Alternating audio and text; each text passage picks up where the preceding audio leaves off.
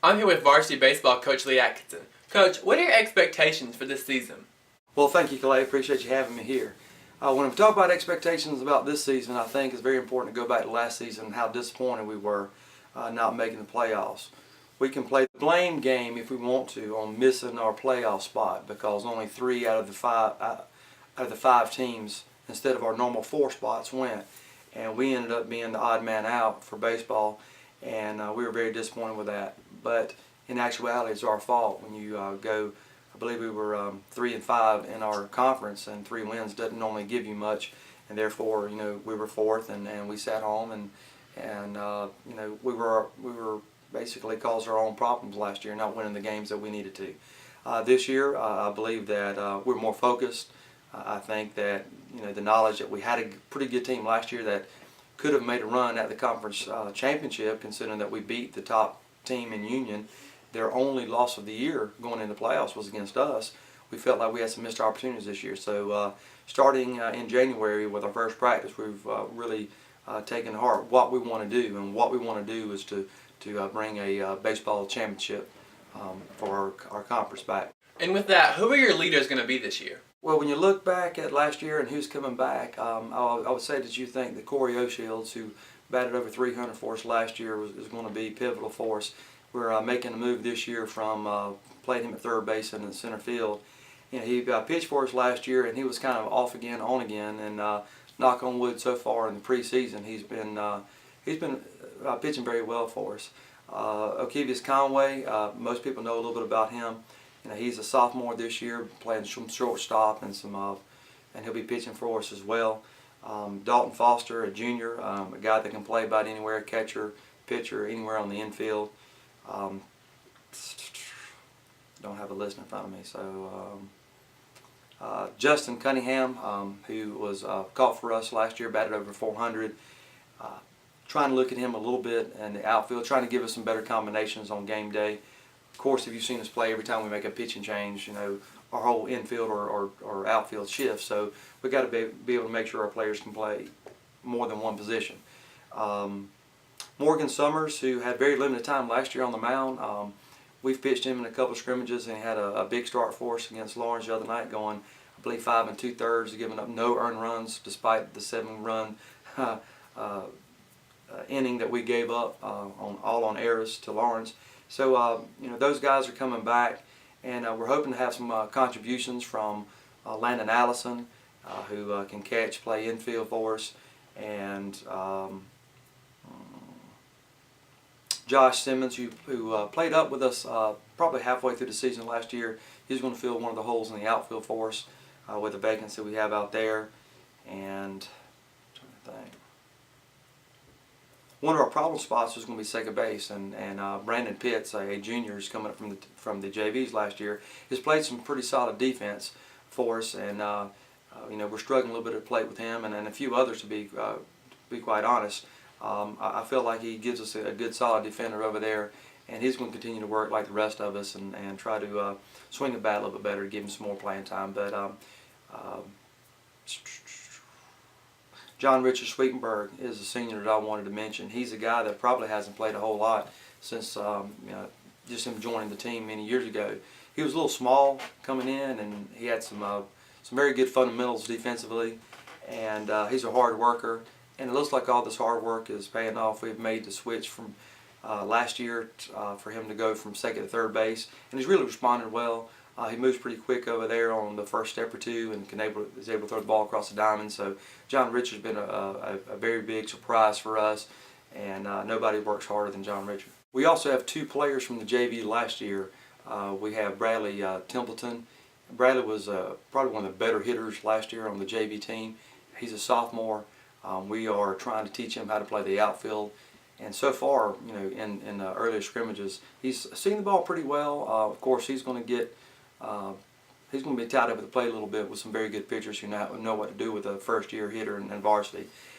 He's also going to be able to pitch for us a little bit, and also Glendon Price was a JV guy last year that's going to be coming up with the varsity. We're moving Glendon over to first base to help out with Alex Holstenbach some, and Glendon will be able to pitch for us as well. How do you feel about your tournament of horns y'all participated in this past weekend? Tournament of Horns is an 8-team tournament that is normally played at either Malden and Hillcrest. Malden was involved in another preseason tournament, so one of the sites got shifted to Lawrence, and that's where we played. Our 4 teams in our bracket were St. Joseph's 1A school over there near J.L. Mann, Emerald High School, who is I think preseason number 2 in the state in 2A, Lawrence, who has always been pretty good, and then of course us. We opened up Monday against St. Joseph's, a very, very good scrappy team, a very good pitcher on the mound. I think struck us out maybe 9 or 10 times. But Corey O'Shields got the start for us, complete game victory, struck out 11, 3-1 victory on Monday. On Tuesday, we faced one of the best pitchers in the state. Last name is Quarles, and he beat us 2-1. We went with Alex Holsenbach, a senior that I failed to mention earlier. Alex Holsenbach pitched the game against Emerald, and we gave up a run on I think 2 infield hits. The ball never left the infield, and ended up giving up 2 runs in the first inning, and we ended up scoring 1 later, maybe the 3rd or 4th inning, and of course that was enough runs. That was a 2-1 game. If you a purist and you like baseball at its best, good pitching, good defense, that was a good game to see. Unfortunately, we were on the short end of the stick on that one. Wednesday was a rain out, and then Thursday we came in and played Lawrence. Morgan Summers, he pitched for us and threw 5 2/3 innings, giving up 0 earned runs, maybe 5 hits. But of course they had a 7-run outburst there in the second where we kicked the ball around about 4 different times, and they did have a big bases clearing double there in the second, and we got them out in a rundown. But of course the 3 runs scored. We were able to battle back in I think the 3rd and 4th innings, picking up 3 apiece, which closed the gap 7-6. However, we're not able to get another run home, and that was the final. So overall, we also were supposed to play Hillcrest on Friday, but due to some weather situations, that game got canceled, and I guess the rest of the tournament got canceled for us. Lawrence did go on to beat Greer, who won their side over at Hillcrest to win the championship of the Tournament of the Horns. And what are your expectations for the rest of this year? This year, it looks like the pitching has really set the tone. Coach Finley and I talked at the end of last year about what could we have done a little bit different.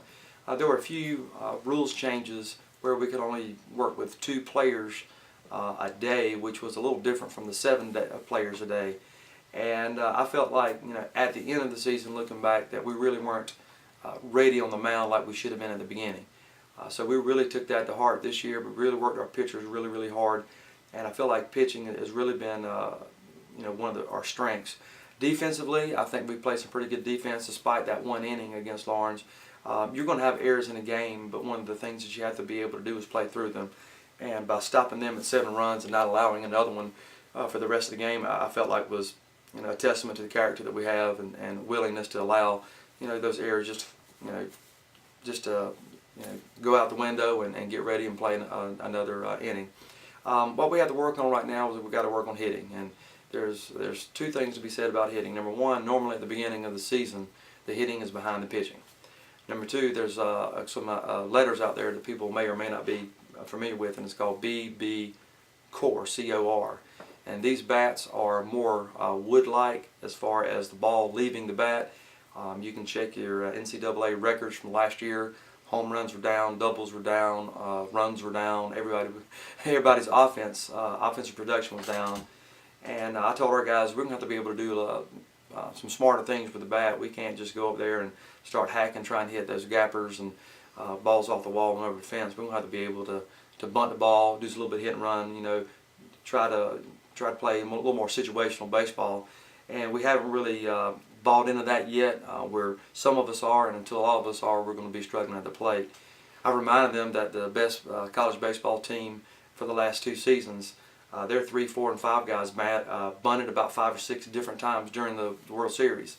So if the top players in the nation in college are being asked to bunt and are executing, I think we need to be thinking about the same thing. All right, well, thank you, Coach, and good luck to your team for the rest of this season.